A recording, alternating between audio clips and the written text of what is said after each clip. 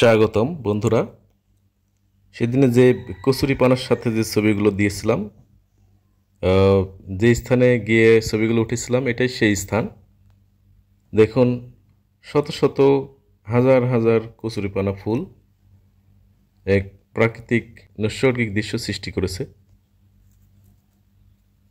অসাধারণ।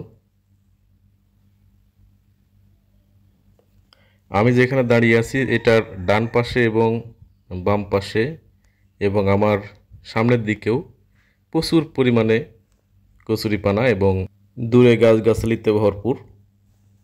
এই কচুরিপানা ফুল কিন্তু প্রত্যেকটি পাপড়িতে ময়ূরের পাখার মতো যে স্পট রয়েছে সুন্দর, একেবারে সাদাও রয়েছে। বেশিরভাগ ফুলই সাদা এবং বেগুনি রঙের যে একটা মিশ্রণ সেটা রয়েছে। দেখুন, অসাধারণ দেখতে। এই যে এই ফুলটা কিন্তু আমি যে ফুলে হাত দিয়েছি এই ফুলটা কিন্তু একেবারে সাদা, কিন্তু এটা সাদা নয় একেবারে। কিছু কিছু কিছু কিছু ফুল একেবারে সাদা হয়েছে, এটা হয়তোবা কোনো প্রজাতি বা জিনগত কারণে হয়েছে।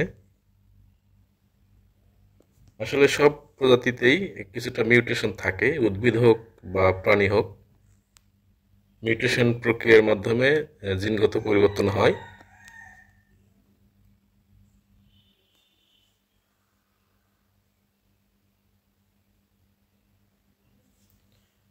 দূর থেকে দেখতে কিন্তু অনেকটা শত শত তারার মতো লাগছে, স্টার।